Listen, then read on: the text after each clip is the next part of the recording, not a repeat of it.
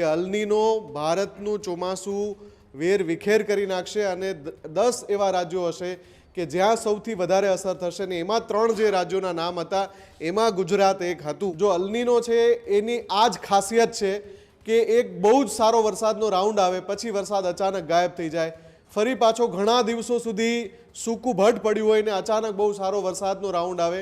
El Nino એટલે દુષ્કાળ નથી, અલનીનો એટલે વરસાદની સમજી ન શકાય એવી પેટર્ન કે 100 વર્ષનો સૌથી ભયાવહ અલનીનો આ વખતે પેસિફિકમાં આકાર લઈ ચૂક્યો છે। 22 દિવસથી ગુજરાત કોરું ભટ્ટ પડ્યું છે અને હજુ પણ એક સપ્તાહ સુધી વરસાદના કોઈ સંકેત નથી। આપણે દુષ્કાળની સ્થિતિ તરફ આગળ વધી રહ્યા છીએ, એ સત્યને હવે સ્વીકારવું પડશે। અડધે ચોમાસે ગુજરાતમાંથી વરસાદ થયો ગાયબ। ઓગસ્ટમાં હવે વરસાદના કોઈ અંધાર નહીં। હવામાન વિભાગના લેટેસ્ટ અપડેટમાં પણ રાહત નહીં। ઓગસ્ટના અંત સુધી કોઈ મજબૂતી વરસાદી સિસ્ટમ નથી દેખાઈ રહી। 27મી ઓગસ્ટ પછી કોઈ નવી સિસ્ટમ બને તો રાહત મળે। હવામાન વિભાગની લેટેસ્ટ ઇમેજમાં દેખાયો વાદળ પટ્ટો। દક્ષિણ ભારતથી માંડીને ઉત્તર ભારત સુધી વાદળોનો જમાવડો જોવા મળ્યો। માત્ર ગુજરાત આજુબાજુ જ આકાશ કોરું કટ દેખાયું। ગુજરાતમાં આખો ઓગસ્ટ કોરો જાય તેવો ડર। ઓગસ્ટ આખો કોરો જાય તો પાક સુકાઈ જવાનો ખેડૂતોને પણ ડર। ત્યારે અનેક ખરીફ પાક પણ માઠી અસર પહોંચે તેવી પણ અત્યારે આશંકા વ્યક્ત કરવામાં આવી રહી છે।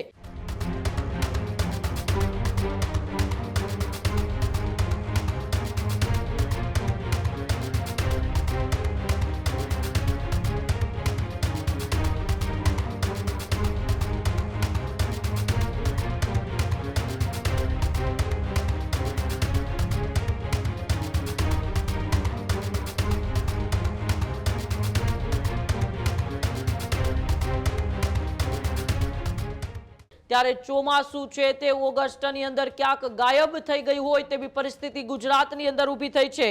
27મી ઓગસ્ટ પછી કોઈ સિસ્ટમ બને તો રાહત મળે, બાકી ઓગસ્ટ છે તે કોરું કંઠ જાય તેવી પૂરેપૂરી અત્યારે આશંકા છે તે વ્યક્ત કરવામાં આવી રહી છે।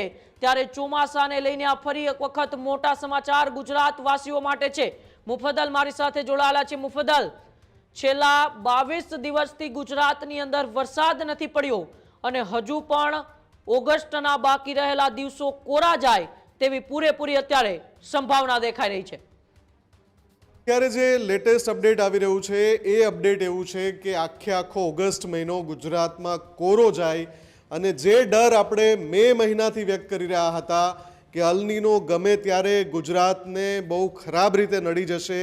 કેન્દ્રીય કૃષિ મંત્રાલયે વર્લ્ડ જે ઓર્ગેનાઇઝેશન છે, મેટોરિયોલોજીકલ ઓર્ગેનાઇઝેશન જેને WMO કહે છે, જે યુએનની સંસ્થા છે, હવામાનની એડવાન્સ આગાહી બહુ પહેલાં આગાહી કરે છે, એમણે જે ચેતવણી આપી હતી કે અલનીનો ભારતનું ચોમાસું વેર વિખેર કરી નાખશે અને 10 એવા રાજ્યો હશે કે જ્યાં સૌથી વધારે અસર થશે ને એમાં 3 જે રાજ્યોના નામ હતા એમાં ગુજરાત એક હતું। 15 મે પછી આપણે લગાતાર આ અહેવાલ બતાવી રહ્યા હતા અને વરસાદ જ્યારે સારો પડ્યો ત્યારે સૌને એવું લાગ્યું કે અલનીનો છે એની અસર નથી।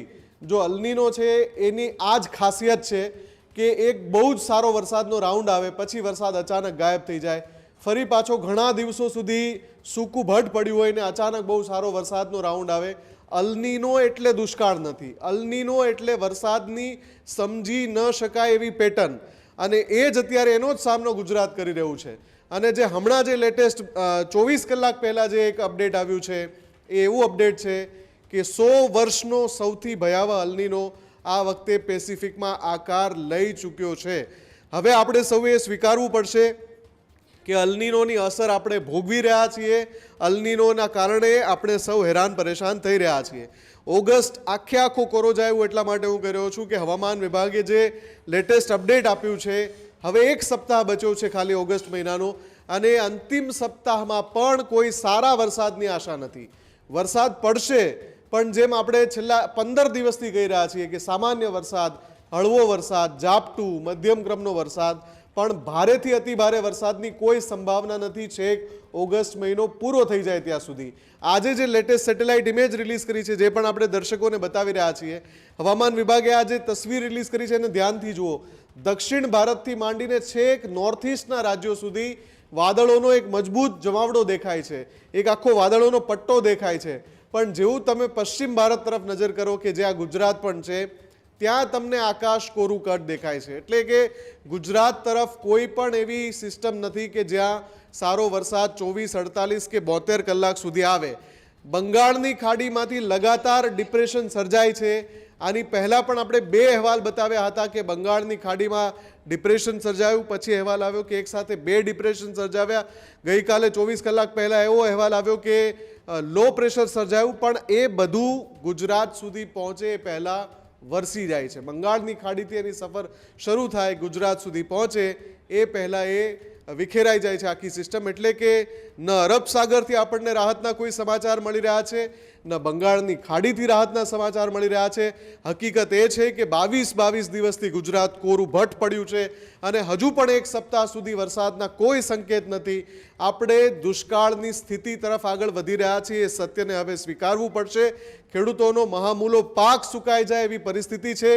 જેમની પાસે પિયતની વ્યવસ્થા છે, સિંચાઈની વ્યવસ્થા છે, એમણે પિયત આપી દીધું છે, પણ જેમની પાસે વ્યવસ્થા નથી એનો મહામૂલો પાક સુકાઈ રહ્યો છે. રાજ્ય સરકારે બહુ જલ્દી સર્વે પણ હવે કરવો પડશે અને અછતગ્રસ્ત વિસ્તારો જે છે ત્યાં સહાયને માટે જે પ્રક્રિયા છે એને પણ બહુ જલ્દી હાથ ધરવી પડશે, કેમ કે સારો વરસાદ આવશે એવા કોઈ સંકેત નથી.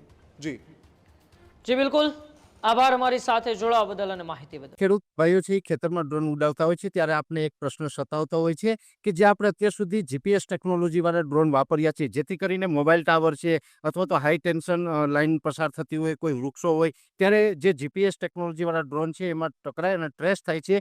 પણ એગ્રીવન લાવ્યું છે જીએનએસએસ ટેકનોલોજી ડ્રોન, જેથી કરીને એ ડ્રોન છે એ કોઈ જગ્યાએ ટકરાય નહીં, પોતાની રીતે જ ડિસિઝન લે છે અને મૂવ થઈ જાય છે, જેથી કરીને જીએનએસએસ ટેકનોલોજી ડ્રોન છે એ વાપરવાનો આગ્રહ રાખો. અત્યારે જ ન્યૂઝરૂમ ગુજરાતની યુટ્યુબ ચેનલને સબસ્ક્રાઇબ કરો અને ઇન્સ્ટાગ્રામ અને ફેસબુક પર ફોલો કરો. અપડેટ રહો, સત્યની સાથે રહો.